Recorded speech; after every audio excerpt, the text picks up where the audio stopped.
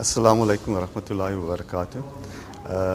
On behalf of the trustees, the Board of Trustees of the Zeenatul Islam Mosque, I would wish to welcome the ITV to the celebrations of the Eid al-Fitr at the Zeenatul Islam Mosque today. Indeed, it is a historic occasion because historic for many reasons. Hopefully, it will be the last Eid al-Fitr in this complex, and we are looking forward to, inshallah, celebrating Eid al-Fitr next year in our new complex. Historically, 45 years ago, the District 6, when it was declared a white area, the community was removed from this area, and we were struggling to keep this whole complex going. We have survived that time, and now we are looking forward to welcoming a big Muslim community back into District 6. And because of that, we are now envisaging enlarging the mosque area and also developing what we would call an Islamic center for the central of Cape Town here. So inshallah, if our appeal to the broader community out there in South Africa is to contribute towards this building project so that we can complete it, inshallah, as soon as possible. I'll have the Treasurer talking about the monetary needs that we have for this project, and similarly the Secretary about the building project itself, what we envisage to have in this complex. So I'll leave that over to you. Assalamu alaikum wa rahmatullahi wa barakatuh. My name is JAMEEL Adams, Secretary of the Mosque and also Building Coordinator. I was asked about 10 years ago to assist with the previous committee with regards to the building design and construction. 10 years ago we started, and today, alhamdulillah, we are at the stage where we are on the verge of completing the roof structure. This project, the existing complex, was built 70 years ago by our forefathers, and I must commend our forefathers for having great vision for putting up a structure of this magnitude 70 years ago. For 70 years, the committees has not done anything to improve until now, where this present committee has decided to embark on this major task of building an Islamic center of excellence. We are catering for the needs of the people that will be coming back to District 6, and from what we've heard, there would be about 40,000 people coming back to District 6, and we've made the mosque not too much bigger. The Salah area is increased by about 30%, but what we made provision for was classes so that madrasas and adult literacy classes can be held there. We can also have computer literacy classes, and there could be a possibility, if the need arises, that we could have a nursery also downstairs. What we're also catering for is the present houses that are being built in District 6 are very small. And if, say for example, somebody dies in the family, the house is so small that you haven't got the facilities to give the ghusl at home. So what we are providing is a janazah facility at the mosque, whereby the deceased can be brought here, and the coffin, the facilities, the hearse, everything will be provided for them. And we are also catering for the influx of visitors that should come here. This could all be utilized by them if the need arises.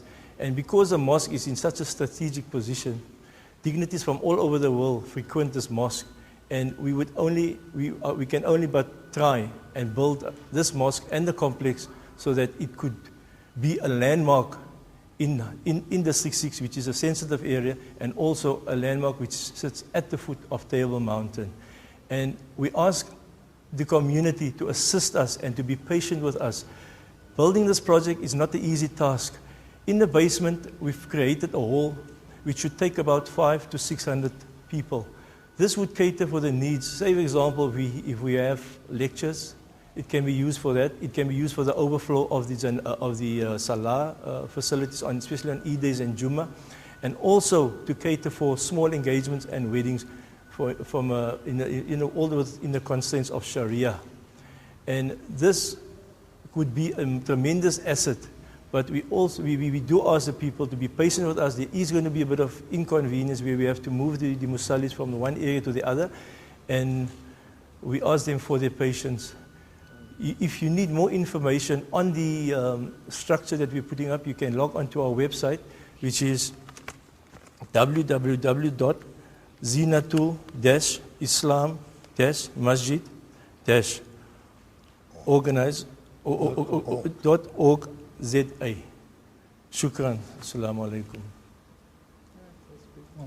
You know, to everybody, particularly the Muslim Society of South Africa and the whole of South Africa, we're very pleased today, inshallah, such a miraculous day. Allah subhanahu wa ta'ala has blessed us with such a wonderful day, particularly in this area which we're standing today, in District 6, covering quite a lifetime for many, many thousands of people whose lives were displaced.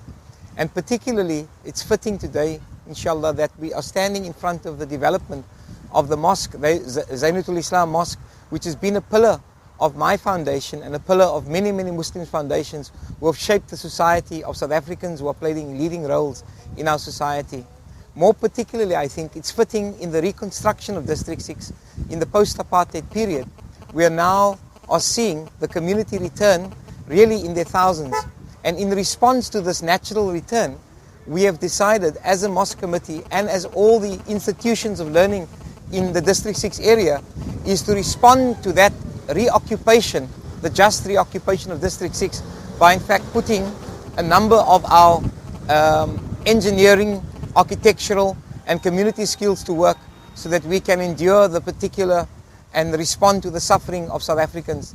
Today we see the rebirth of District 6, and who takes the lead? The Muslim community. Who takes the lead? The actual mosque, who in fact are playing perhaps the pivotal role that the community can be galvanized. Today, Hamid, we are pleased that you guys are working so hard, tirelessly to get the mosque organized and prepared for the next millennium of Muslims. In South Africa also, I think we can't only expect that District 6 is a holy cow. It is part and parcel of the entire pattern of forced removals. We feel for the people of Khayelitsha, we feel for the people of Marabastad, we feel for the people of Sophia Town, and we feel for the people of Cater Manor, all those communities that have been displaced, the millions and millions of South Africans. We today will not allow District 6 to flourish if their stories are not told. We're not building and reconstructing our mosque if other mosques and other churches can be built. So I would like to thank, ITV, its organizers, and the community of Cape Town and South Africa for giving us this opportunity to articulate, perhaps in a small way, our particular struggle that we believe will harness as part of the tapestry of forced removals in this country. Wassalamu alaikum wa rahmatullahi wa barakatuh. Assalamu alaikum wa rahmatullahi wa barakatuh. I'm a trustee of the Zeenatul Islam Mosque. My name is Yusuf Musa. I grew up in District 6 and I miss today a lot of people. When I say a lot of people, dedicated people that used to leave their business and come to the mosque. I was still a small child, like there was MOOSA Cape Town, there was A.B. Ali, there was ESSOP, used to call him Adari, there used to be A.M. Patel, there used to be so many, can't remember. But the vision that these trustees and the trust board has taken to do this masjid, I think they can be proud today, wherever they are. May Allah bless them, Jannatul Firdaus. Also, the Tabligh Jama'ah. This masjid was the first masjid where Tabligh work was started in the 50s. I can still remember that people flew from Johannesburg to Cape Town to get visas for these Jamaats to come in. They were trapped on the border in Rhodesia at that time. And they came, and they flew down, and they came to Parliament here with the apartheid government, and they stood in queues for days just to get the visas for these people come to Cape Town from Pakistan and India. One of those pioneers was AHMED Dadabai, and his lawyer was Judge Bhai. And they came to Cape Town, and with every effort, and Jamaat work started from here. And this is also the vision the trustee has taken for the Jamaat to come to Muir Street Mosque, the Zeenatul Islam Mosque, and see what they've done here. At the bottom there's 30 wuzu khana chips, 12 toilets, There's a disabled bay for salah and to make wuzu. I mean, they've done great work. I must congratulate these trustees for what they've done. The sacrifice day and night. Sometimes at 12 o'clock, 1 o'clock, they were still busy planning this masjid. And I hope that the people listen out there and they can come and see and visit the mosque.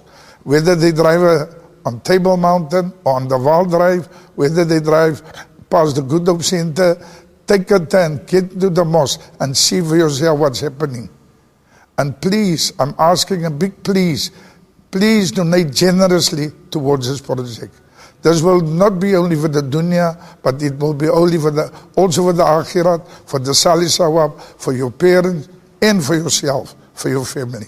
Tazakallah.